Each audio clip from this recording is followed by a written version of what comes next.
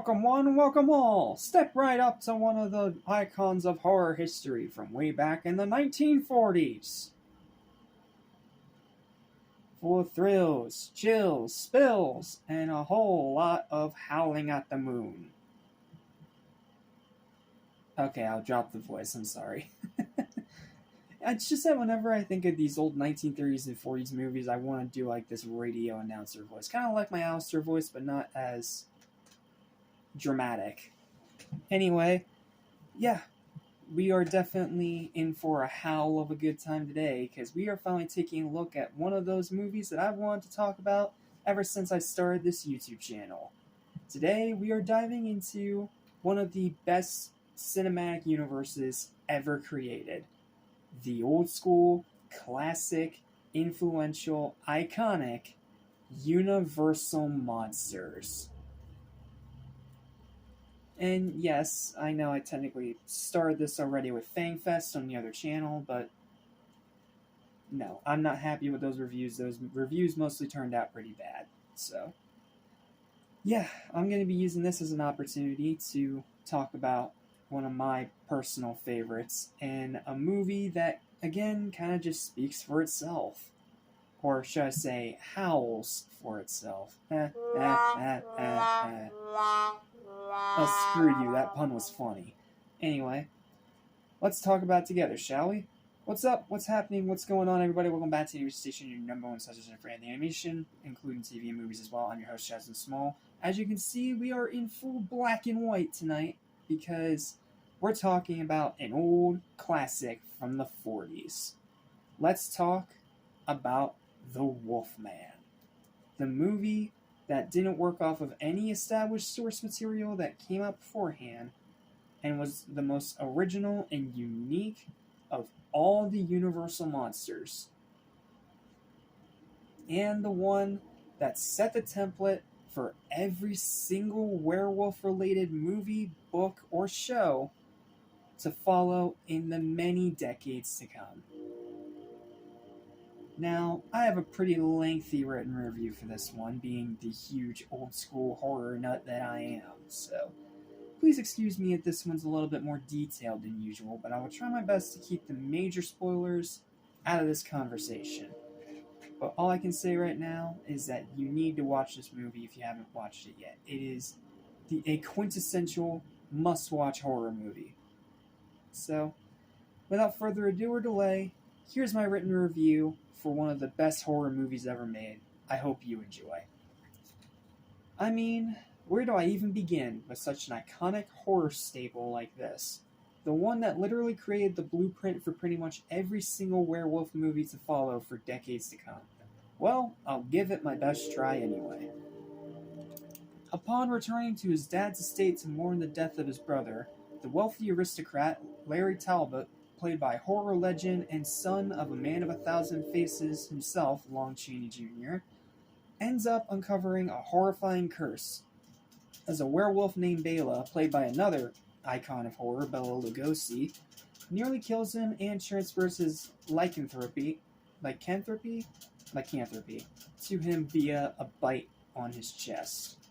With him delving deeper into inescapable evil every autumn night, and with the girl he loves, played by Evelyn Ankers, in grave danger, Larry must suffer the torments of the damned whenever the full moon is rise, and evade the growing suspicions around him from his friends and the police. Pros, great acting, especially from Lon Chaney Jr. in his most iconic role. Like, whenever you think of Lon Chaney Jr., this is immediately the first role that comes to mind. Larry Talbot as the Wolfman. Outstanding practical effects from the makeup legend Jack Pierce. Whether it's the design of the werewolf, or the way that the werewolf moves around, or any of that, it looks amazing. Like, yes, you don't get a full werewolf transformation scene in this movie, but you still get plenty of the werewolf. And his design, iconic, with all that burnt, blended, curled yak hair. And to this day, it still looks freaking amazing. Like, it blows my mind that this is from the 1940s. Like, this kind of practical effect would be a effective, visually effective and scary even in today's modern cinema. Sorry, I was looking for the words. Excellent runtime of only 70 minutes. Like, this movie's super short. It's very short and brief and easy to sit through. Phenomenal atmosphere, whether it's the foggy cemetery graveyard or the nice Victorian countryside. All throughout, it has really nice atmosphere. Perfect establishment of the werewolf lore in film. Like I said, this is the one that laid the groundwork for everything to come after. Now, yes, it wasn't the first werewolf movie made by Universal. That's Werewolf in London. But this is the second one and the one that established all the rules. Like, they change under a full moon, even though it's not really specified in this version, but it ended up becoming part of the werewolf's motif. Can only be killed by silver.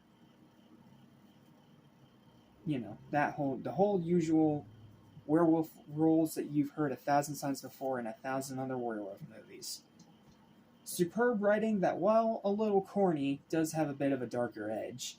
Very good pacing, incredible music. Seriously, the music of this movie, amazing. I really cannot put it into words. A tragic yet satisfying final act and very high rewatchability, especially if you are an old school horror nut like me and you love practical effects. That being said, though, as much as I love and adore this movie, it's not perfect. Here are my cons. The side characters are a bit hit or miss. The kills are very tame. If you're coming in here expecting a bloodbath, you've come to the wrong werewolf movie. This one's strengths is in its acting, its storytelling, and its atmosphere. Not in visual gore. And it does lack an on-screen werewolf transformation that's usually to be expected by now. But don't worry, they did it later in the many other appearances of the Wolfman. In Frankenstein Meets the Wolfman, and House of Dracula, and House of Frankenstein.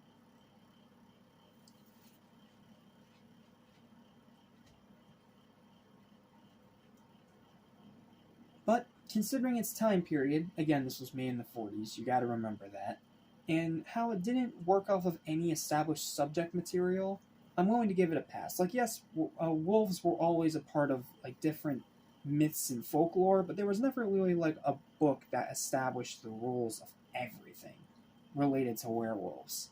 So this one had to come up with a lot of stuff by itself. It reminds me a lot, honestly, of George A. Romero's Night of the Living Dead, one of my personal favorite horror movie of all time. That movie pretty much had to make its own rules and its own identity. And just like it was there, here it is iconic and amazing what they came up with. Overall, a howl of a good time.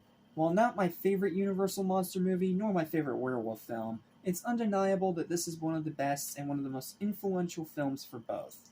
Sure, it's a little corny at times and not visually bloody, but its acting, its atmosphere, its practical effects, and excellently brief runtime still makes it more than worth watching. A landmark horror movie that every werewolf movie owes its gratitude to. Like, without this, you wouldn't have any of the popular werewolf movies that you've had since. You wouldn't have An American Werewolf in London. You wouldn't have the so bad it's good hilariosity that is Twilight. You wouldn't have pretty much any werewolf movie without this one. So if you are a werewolf fan, you owe it to yourself to watch this movie at least once. If it ends up not working for you and it's a little too dated, that's fine. But at least respect where it all started. And because of that, my final verdict for The Wolfman 1941 is an easy, high, and well-deserved 9.5 out of 10. I have a little too many gripes with it to give it a perfect 10 out of 10 score, but it is definitely a must-watch, iconic, landmark horror movie that everyone needs to see. I don't care what age you are, I don't care if you are scared of horror movies or not, you need to watch this movie at least once for its pure impact on the world of filmmaking. Unlike the movie I have to review next time, which is the awful pile of doggy poo that came out in 2010. Yeah, I'm reviewing all three of these since the new one comes out tomorrow. Oh boy. Join me next time for the pile of absolute crap that is Wolfman 2010. See you next time.